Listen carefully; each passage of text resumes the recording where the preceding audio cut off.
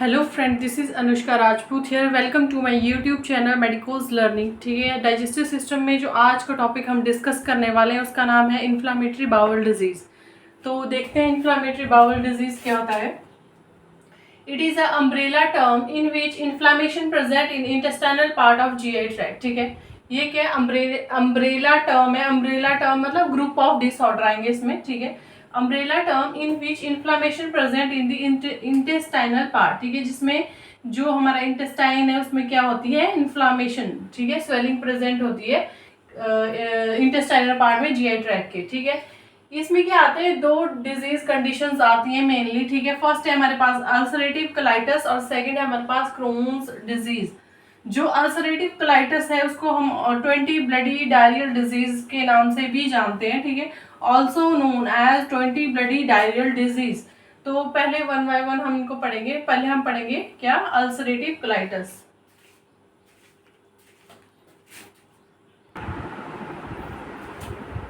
First है हमारे पास अल्सरेटिव कोलाइटिस। देखो अल्सरेटिव कोलाइटिस क्या होता है। It means ulceration and inflammation of the colon part. ठीक है, इसका क्या मतलब है कि अल्सरेशन हो रही है और इन्फ्लामेशन हो रही है हमारे कोलोन पार्ट की। ठीक है, जो हमारा लार्ज इंटेस्टाइन है वो डिफरेंट पार्ट में डिवाइडेड है। फर्स्ट है हमारे पास यहाँ पे असेंडिंग कोलोन, ठीक है, transverse colon, descending colon, sigmoid colon, rectum and anus. ठीक है, ऐसे हमारा जो लार्ज इंटेस्टाइन है वो क्या डिवाइडेड होता है। तो इसमें क्या हो रहा है, अल्सरेशन और इन्फ्लेमेशन हो रही है जो कोलोन है उस पार्ट की। ठीक है, ये क्या इन्वॉल्व कर रहा है, म्यूकोजल लेयर को। ठीक है, जैसे कि हमें पता है कि जीआई ट्रैक्ट में हम 4 लेयर्स पढ़ते हैं। फर्स्ट होती है म्यूकोजा, फिर होती है सब म्यूकोजा, फिर उसके बाद होती है मस्कुलरिस, फिर उसके बाद होती है हमारे पास एडवेंटिशिया। ये क्या है, 4 लेयर है हमारे जीआई ट्रैक्ट की। तो ये क्या म्यूकोजल लेयर को, जो सबसे इनर लेयर है, उसको क्या इन्वॉल्व कर रहा है। उसके बाद लिखा है commonly start in rectum and spread upward toward the colon part. ठीक है, सबसे पहले कहाँ पे होना शुरू होगी डिजीज, रेक्टम पार्ट में होना शुरू होगी और धीरे धीरे क्या अपवर्ड डायरेक्शन में मूव करेगी, फिर सिग्माइड कोलोन को इन्वॉल्व करेगी, फिर डिसेंडिंग कोलोन, फिर ट्रांसवर्स कोलोन, ऐसे है ना। तो मोस्ट कॉमनली जो हमारे पास अफेक्टेड पार्ट होता है इसमें क्या होता है, most commonly involved part is sigmoid colon. क्योंकि सिग्मॉइड कोलोन में जो हमारा प्रेशर होता है वो क्या ज्यादा होता है, इसलिए ये क्या मोस्ट कॉमनली अफेक्टेड पार्ट होता है हमारा अल्सरेटिव कोलाइटिस में। नेक्स्ट है हमारे पास पैथोफिजियोलॉजी। पैथोफिजियोलॉजी में हम देखते हैं कि इमोशनल स्ट्रेस जब भी होता है पर्सन को, उसकी वजह से क्या होता है, जो हमारी म्यूकोजा है उसकी क्या हो जाती है, इन्फ्लामेशन हो जाती है। अब हमें पता है कि जब भी स्ट्रेस होता है तो जो हमारा कॉर्टिसोल हार्मोन है वो क्या इंक्रीज हो जाता है। कॉर्टिसोल जब इंक्रीज हो जाता है तो बॉडी में क्या हो जाता है, हाइपरग्लाइसेमिया हो जाता है। और हमें पता है जब भी हाइपरग्लाइसेमिया होता है यानी कि ग्लूकोज लेवल ज्यादा होता है, तो कोई भी जो वुंड है कि या फिर कोई भी इंजरी है वो क्या इमीडिएटली हील नहीं होती है। ठीक है, तो क्या होगा, नो हील। ठीक है, इमीडिएटली हील नहीं होती है। ठीक है, तो स्ट्रेस की वजह से बार बार इन्फ्लामेशन होती रहेगी क्योंकि हाइपरग्लाइसेमिया हो रहा है। हाइपरग्लाइसेमिया जब हो रहा है तो जो इन्फ्लामेशन हुई थी, जो इंजरी हुई थी, वो हील नहीं हुई, दोबारा से होगी। ठीक है, उसकी वजह से क्या होगा, एडिमा फॉर्मेशन होगी म्यूकोजल मेम्ब्रेन में। क्योंकि क्या है, अब हम बॉडी को पता चल गया कि मेरा एक पर्टिकुलर पार्ट क्या अफेक्टेड है। ठीक है, अफेक्टेड है तो ब्लड सप्लाई इंक्रीज होगी। ब्लड सप्लाई जब इंक्रीज हो जाएगी उस पार्ट को, तो वहां पे क्या है, इन्फ्लामेशन है। इन्फ्लामेशन होगा तो जो ब्लड वेसल्स होंगे वो क्या हो जाएंगे, कंप्रेस होंगे वहां पे। ठीक है, इन्फ्लामेशन की वजह से ब्लड फ्लो जाने की कोशिश तो करेगा पर प्रॉपर ब्लड सप्लाई नहीं मिल पाएगी उस टिश्यू को, क्योंकि जो ब्लड वेसल्स थे वो ऑलरेडी स्वेलिंग की वजह से अब क्या हो गए, कंप्रेस हो गए, जिसकी वजह से जो सारा फ्लूइड था कहाँ चल जाएगा, एक्स्ट्रा सेलुलर स्पेस में चल जाएगा और वहां पे एडिमा फॉर्म करेगा। ठीक है, एडिमा फॉर्म हो जाएगा म्यूकोजल मेम्ब्रेन में। ठीक है, और क्या होंगे, ब्लीडिंग लीजन फॉर्म होंगे। ठीक है, क्योंकि जो ब्लड वेसल जब रप्चर हो जाएंगे, ठीक है, अल्सरेशन जब हुई होगी और रप्चर हो जाएगी तो वहां पे ब्लीडिंग होगी। ठीक है, ब्लीडिंग लीजन होंगे और अल्सरेशन क्या होगी, वहां पे बन जाएगी म्यूकोजल लेयर में। ठीक है, ठीक है, ब्लीडिंग लीजन भी हो गया, अल्सरेशन भी हो गए। जो टिश्यूज हैं उनको क्या है, प्रॉपर ऑक्सीजन नहीं मिल रही है, ब्लड सप्लाई नहीं मिल रही है, तो टिश्यू क्या नेक्रोज होना शुरू हो जाएंगे। जब हमारा जो लार्ज इंटेस्टाइन है उसके टिश्यू के नेक्रोज हो जाएंगे तो वहां पे क्या हो जाएगा, माल एब्जॉर्प्शन हो जाएगी न्यूट्रिएंट्स की। ठीक है, कुछ एक न्यूट्रिएंट्स ही लार्ज इंटेस्टाइन में रह जाते हैं एब्जॉर्प्शन के लिए। ठीक है, वो क्या अब एब्जॉर्ब नहीं हो पाएंगे, उनकी क्या हो जाएगी, माल एब्जॉर्प्शन हो जाएगी न्यूट्रिएंट की। तो ये था हमारा क्या अल्सरेटिव कोलाइटिस की पैथोफिजियोलॉजी। क्या हो रहा है, इमोशनल स्ट्रेस हो रहा है, उसकी वजह से हाइपरग्लाइसीमिया हो रहा है, स्वेलिंग हो रही है, हमारा जो कोलोन पार्ट है उसमें स्वेलिंग जब हो रही है तो क्या बार बार हो जा रही, हील नहीं हो रही है, ठीक है, जिसकी वजह से ब्लड सप्लाई कॉम्प्रोमाइज हो रही है। ब्लड सप्लाई जब कॉम्प्रोमाइज हो रही है, एडिमा फॉर्म हो रहा है, एडिमा फॉर्म हो रहा है तो उसकी वजह से क्या हो रहा है, bleeding ulcer, bleeding lesions and ulceration हो रही है उस पार्ट की, ठीक है। और ब्लड सप्लाई जब प्रॉपर नहीं जा रही है म्यूकोजा के टिश्यूज को तो वहाँ पे क्या हो रहा है, नेक्रोसिस फॉर्म हो रहा है। नेक्रोसिस जब फॉर्म हो रहा है तो जो पूरी म्यूकोजा के सेल्स हैं वो डेड हो गए हैं हमारे पास। अब जो न्यूट्रिएंट्स जहाँ पे एब्जॉर्ब होने हैं लार्ज इंटेस्टाइन में वो क्या एब्जॉर्ब नहीं हो रही है और क्या कॉज कर रहे हैं, माल एब्जॉर्प्शन ऑफ दी न्यूट्रिएंट्स, जिसकी वजह से बॉडी में क्या प्रॉब्लम आएगी क्योंकि बॉडी को न्यूट्रिएंट्स नहीं मिलेंगे, ठीक है। तो आगे हम देखते हैं इसके sign and symptoms.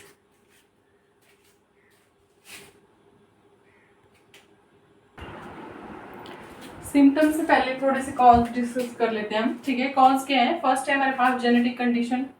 Genetic condition में जो क्रोमोसोम नंबर 1, 5, 6, 12, 14, 16 है, ये क्या है, इनमें अगर कोई डिफेक्ट प्रेजेंट है इन क्रोमोसोम में तो क्या हो सकता है, पेशेंट पर्सन को अल्सरेटिव कोलाइटिस हो सकता है। अब ये क्रोमोसोम क्या करते हैं, ये बनाते हैं इंटेस्टाइन की लाइनिंग, ठीक है, इंटेस्टाइनल लाइनिंग बनाने में ये क्या है, हेल्पफुल होते हैं। ये क्रोमोसोम मैंने यहाँ पे लिखे हैं। तो इनमें अगर कोई प्रॉब्लम प्रेजेंट है तो जो लाइनिंग है इंटेस्टाइन की होगा प्रॉपर फॉर्म नहीं होगी, ठीक है। तो जेनेटिक कंडीशन रिस्पॉन्सिबल है। इमोशनल स्ट्रेस मैंने पैथोफिजियोलॉजी के थ्रू ऑलरेडी डिस्कस कर ही लिया है ना।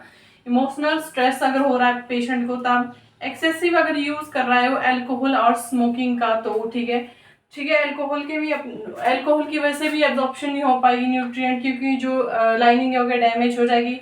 स्मोकिंग भी वेजो कंस्ट्रिक्शन करती है, नेक्रोज करती है टिश्यू को, उसकी वजह से भी ब्लड सप्लाई कॉम्प्रोमाइज होगी टिश्यू को। नेक्स्ट आ गया हमारे पास साइन एंड सिम्टम क्या प्रेजेंट होंगे।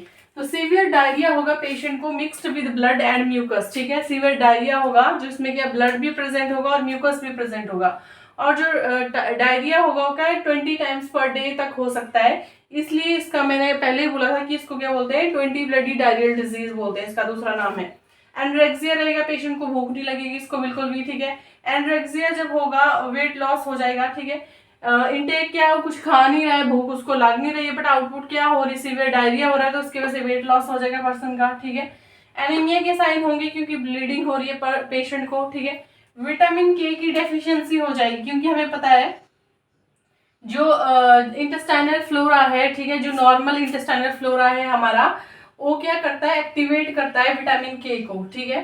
तो जब डायरिया होगा पेशेंट को तो जो नॉर्मल फ्लोरा होगा इंटेस्टाइन का वो क्या डैमेज हो जाएगा, उसकी वजह से अब विटामिन के क्या एक्टिवेट नहीं हो पाएगी, जिसकी वजह से पेशेंट में क्या होगा, विटामिन के की डेफिशिएंसी। इलेक्ट्रोलाइट इम्बेलेंस हो जाएगा क्योंकि डायरिया के थ्रू जो हमारा सोडियम पोटाशियम, ठीक है, सारे इलेक्ट्रोलाइट्स हैं उनका क्या लॉस हो जाएगा। पेशेंट क्या डिहाइड्रेटेड हो जाएगा क्योंकि फ्लूइड भी जा रहा है, ठीक है। एब्डोमिनल टेंडरनेस प्रेजेंट होगी, मतलब जब पाल्पेट करेंगे तो पेशेंट को क्या होगा, पेन होगा, उसको हम बोलते हैं टेंडरनेस। नेक्स्ट आ गया हमारे पास डायग्नोस्टिक इवेल्युएशन। हम क्या करेंगे, तो हमें पता है मोस्ट कॉमनली अफेक्टेड पार्ट क्या है हमारे पास, सिग्मोइड कोलोन। तो हम सबसे पहले सिग्मोइडोस्कोपी करके देखेंगे पेशेंट की, ठीक है। क्लोनोस्कोपी कर सकते हैं अगर अदर पार्ट भी इन्वॉल्व है। स्टूल की एग्जामिनेशन कर सकते हैं। स्टूल एग्जामिनेशन में हमें क्या मिलेगा, ब्लड मिलेगा, ब्लड सेल्स मिलेंगे। सीबीसी करा के दे सकते हैं, उसमें क्या है जो पेशेंट है उसका एचबी क्या है कम होगा। तो ये सारे के साइन एंड सिम्टम्स प्रेजेंट होंगे पेशेंट में जब उसको क्या होगा, अल्सरेटिव कोलाइटिस। नेक्स्ट हम देख लेते हैं इसकी मैनेजमेंट।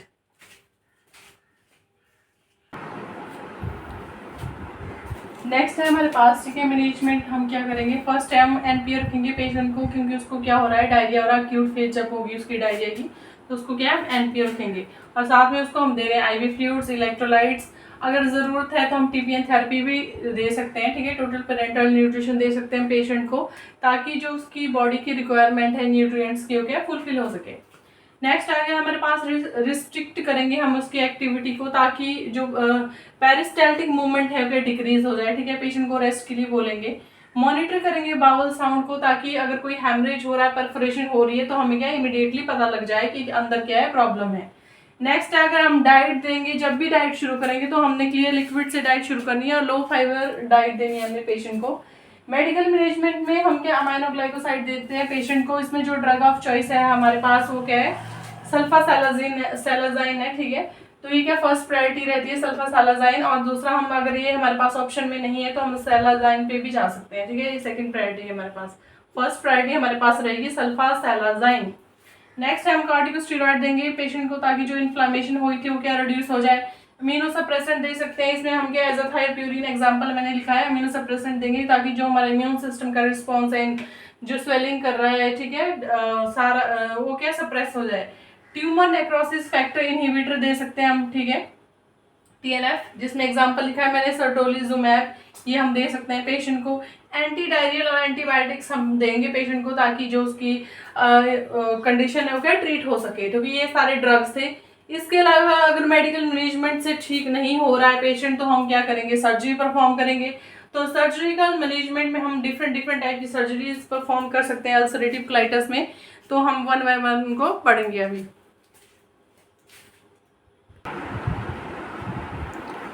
सर्जिकल मैनेजमेंट में हम क्या 4 टाइप की सर्जरी परफॉर्म करते हैं अल्सरेटिव कोलाइटिस में। फर्स्ट है हमारे पास restorative proctocolectomy with ileal pouch anal anastomosis, ठीक है। सेकेंड है हमारे पास total colectomy with permanent ileostomy. Third है कॉच इस इलियोस्टोमी। फोर्थ है इलियो एनल एनास्टोमोसिस। अगर हमने इनके नाम याद कर दिए तो हमें पता चल जाएगा कि सर्जरी में हो क्या रहा है एक्चुअल में, ठीक है। इसमें लिखा है रेस्ट्रोएक्टिव प्रोक्टोक्लेक्टमी, ठीक है।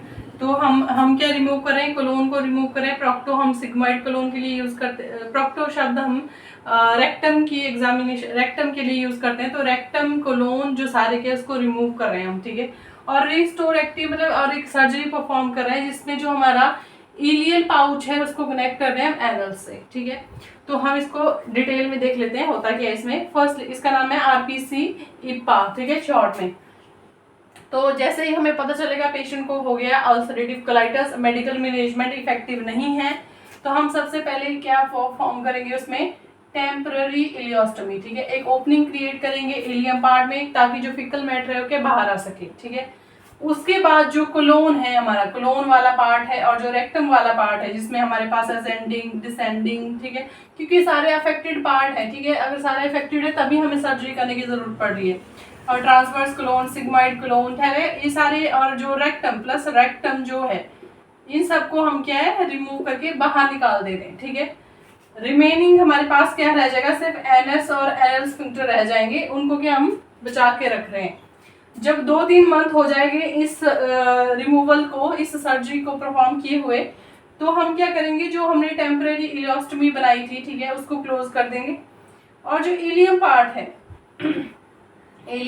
है उसमें एक J या S शेप का क्या बनाएंगे, पाउच बनाएंगे, और उस पाउच को हम क्या है एनएस के साथ कनेक्ट कर देंगे ताकि जो फिकल मैटर अंदर से आ रहा है बाहर निकल सके, ठीक है। तो इस टाइप से मैंने डायग्राम बनाने की कोशिश की है, ठीक है। ये हमारा स्टमक है, ठीक है, इससे आ रहा है स्मॉल इंटेस्टाइन में, ठीक है, ड्यूडेनम है, जेजुनम है, और फिर क्या है इलियम पार्ट है। तो जो इलियम पार्ट है यहाँ पे हमने पहले जो इलियोस्टोमी बनाई थी, ओपनिंग बनाई थी, इसके थ्रू क्या बाहर स्टोमा फॉर्म किया था जिससे क्या आ रहा था फिकल मैटर बाहर आ रहा था।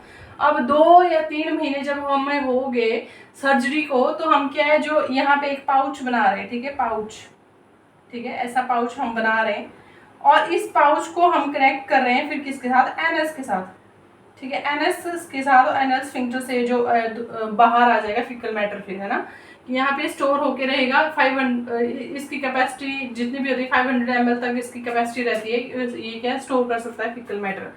तो जब हम इसको कनेक्ट कर रहे हैं, इसका नाम है इलियल एनल एनास्टोमोसिस, और J शेप का किया है। और रिमूवल जब कर रहे हैं तो उसका नाम है proctocolectomy with ileal pouch anal anastomosis. तो ऐसे एक सर्जरी है जिसमें हम क्या कर रहे हैं, पहले इलियोस्टोमी कर रहे हैं, फिर हम रिमूव कर रहे हैं जो हमारे पास कोलोन का पार्ट है, रेक्टम का पार्ट है। जो रिमेनिंग पार्ट है इलियम है, इलियम में पहले पाउच क्रिएट करके जो रिमेनिंग पार्ट है हमारा एनल, ठीक है, उसको क्या हम दोबारा से सर्जरी करके क्या दोनों को आपस में जोड़ दे रहे हैं। तो उस सर्जरी का नाम है हमारे पास ये RPC इप्पा, ठीक है। नेक्स्ट अब हम देख लेते हैं टोटल कोलेक्टमी और परमानेंट इलियोस्टोमी क्या है। इसमें नाम से पता चल रहा है कि परमानेंटली हम क्या रिमूव कर देंगे कोलोन का पार्ट, और परमानेंट ही एक इलियोस्टोमी क्या परफॉर्म बना के रखेंगे पेशेंट में ताकि फिकल मैटर क्या है बाहर निकल सके। और वहाँ पे एक बैग अटैच होगा, ठीक है, इलियोस्टोमी बैग, ठीक है। उस बैग में क्या है फिकल मैटर स्टोर होता रहेगा और उसको एम्प्टी करते हैं बाद में, ठीक है।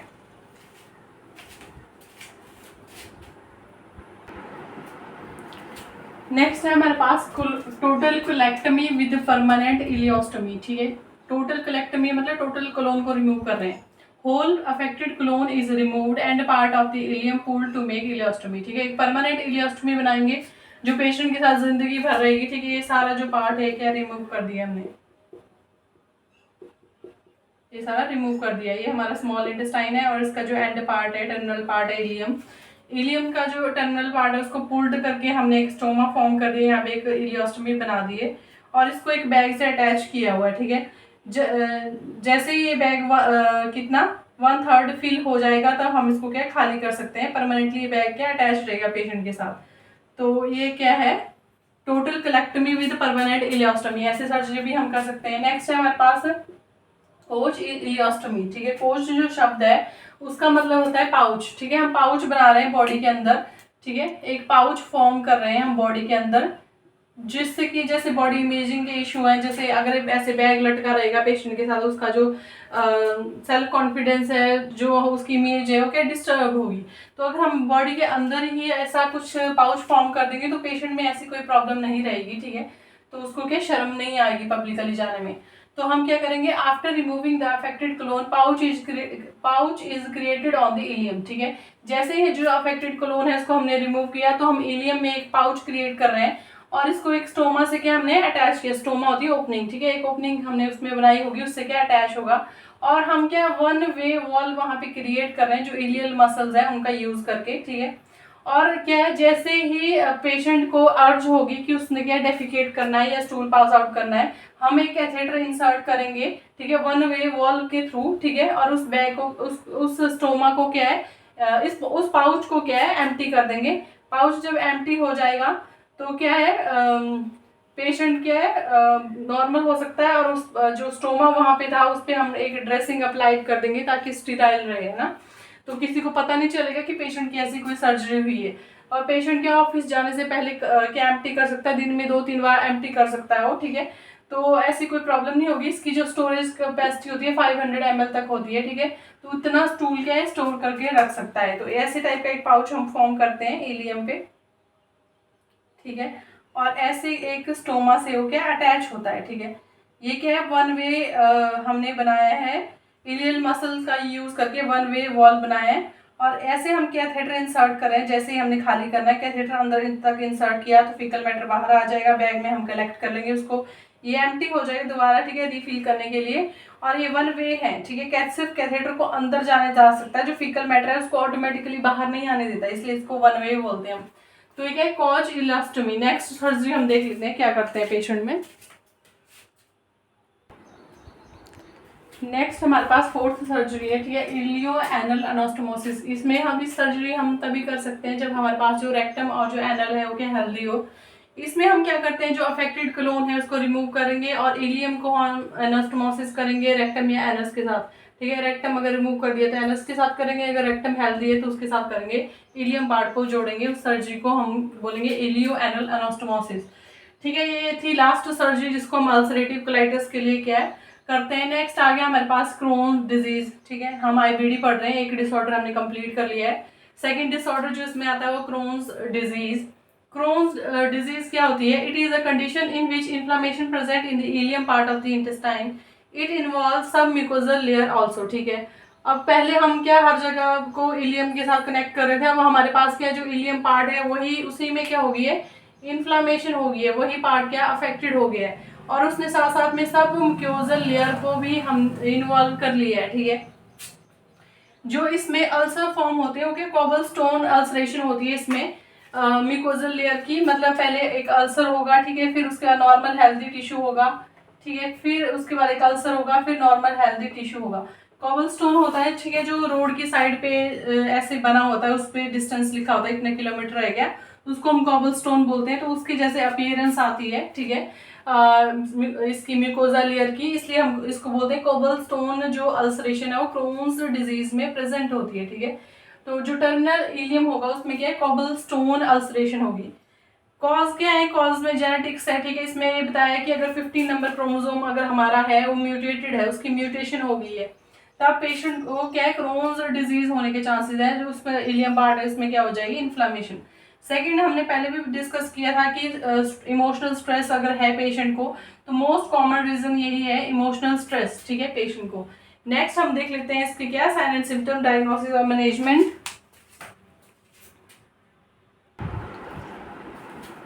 नेक्स्ट है हमारे पास sign and symptom. Sign and symptom में क्या होगा, सीवियर डायरिया होगा पेशेंट को mixed with pus and mucus, ठीक है। जब हमने अल्सरेटिव कोलाइटिस पढ़ा था उसमें हमने ब्लड एंड म्यूकस पढ़ा था, इसमें हम पढ़ रहे हैं क्या, पस और म्यूकस, ठीक है। सीवियर माल न्यूट्रिशन हो जाएगी पेशेंट को, क्योंकि जो इलियम पार्ट है वो भी गया, उसमें सारी विटामिन एब्जॉर्ब होती थी, स्पेशली विटामिन B12 है ना, तो उन सारी चीज़ों की क्या हो जाएगी, डेफिशिएंसी हो जाएगी, इसलिए क्या होगी पेशेंट को सीवियर माल न्यूट्रिशन। एब्डोमिनल टेंडरनेस होगी पेशेंट को, स्पेशली राइट लोअर क्वाड्रेंट में, ठीक है, इलियम पार्ट भी इन्वॉल्व हो गया, ठीक है। डायग्नोसिस जब हम करेंगे तो इसमें हम बेरियम स्टडी कर सकते हैं, ठीक है, कॉन्ट्रास्ट देंगे हम पेशेंट को, जो पार्ट है नैरो पार्ट वो हमें दिखाई देगा इसमें, ठीक है, ठीक है, नैरो पार्ट हमें दिखाई देगा और उसको हम क्या बोलेंगे, स्ट्रिंग साइन बोलेंगे, स्ट्रिक्चर्स फॉर्म होंगे पेशेंट में, ठीक है। नैरो हो गया होगा कोलोन का पार्ट, ठीक है, और उसको उसमें क्या स्ट्रिक्चर फॉर्मेशन हुई होगी, तो उसको हम बोलेंगे पॉजिटिव स्ट्रिंग साइन और string sign. Medical management same कर रहे हैं हम अल्सरेटिव कोलाइटिस के जैसे, वही सेम एनाल्जेसिक दे रहे हैं, जो भी ड्रग्स हमने पढ़ी थी वहाँ पे सल्फासालाजीन, ठीक है, वही सारी ड्रग्स हम देंगे उसको पेशेंट को। मेडिकल मैनेजमेंट कोई डिफरेंस नहीं है। सर्जिकल मैनेजमेंट, हम सर्जरी यहाँ पे मेनली प्रेफर नहीं करते क्योंकि दोबारा से रीअकरेंस के चांसेस होते हैं, ठीक है। जो पार्ट है अफेक्टेड पार्ट था अगर हमने रिमूव भी कर दिया तो जो नेक्स्ट पार्ट हमने जोड़ा होगा, नॉस्टोमोसिस किया होगा, वहाँ पे फिर हो जाएगा, हम कितना ही पार्ट रिमूव करेंगे, इसलिए हम क्या सर्जरी प्रेफर नहीं करते। हम सिर्फ क्या कर सकते हैं, स्ट्रक्चर प्लास्टिक कर सकते हैं, जिसमें जो नैरो पार्ट हुआ था उसको क्या रिपेयर करके दोबारा से वाइड बना देंगे, चौड़ा कर देंगे। नेक्स्ट कॉम्प्लिकेशन आईबीडी की, इसमें क्या क्या हो सकता है, जीआई ब्लीडिंग हो सकती है, ठीक है, बावल परफोरेशन हो सकता है, ठीक है, और पेरिटोनाइटिस हो सकता है, ये सारी क्या है कॉम्प्लिकेशंस हैं आईबीडी की, ठीक है, या क्रोन डिजीज की, अल्सरेटिव कोलाइटिस की। आई होप कि आपको समझ आया होगा, ठीक है, बहुत ही इंपॉर्टेंट डिसऑर्डर है, यहाँ से काफ़ी क्वेश्चन फॉर्म्ड होते हैं हमारे एग्जाम में। तो वीडियो को लाइक करें, कमेंट करें, शेयर करें और चैनल को सब्सक्राइब करें। Thank you.